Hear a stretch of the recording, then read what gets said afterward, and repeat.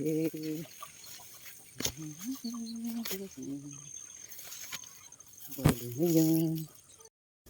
guys. Ito lang yung magluluto ako ng pananghalian namin. Gulay. Ito, tapos may okra siya.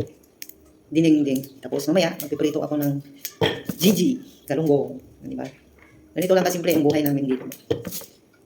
May konting gulay. Tapos isda, kung may mabili. Di ba? Okra. Tapos haluan ko siya ng malunggay. Di ba? Siyempre, hindi mawawala yung kanin. Kailangan magsaing ng kanin. Tapos ito, di ba? Patola.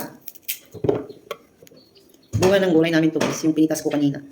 Yan. Kailangan tanggalin natin yung niya. Kasi siyempre magaspang siya kapag hindi tinanggal. Tapos, gayatin lang siya ng ganito. Yan. Prito na ako ng galunggong guys. Let's eat na. Yan.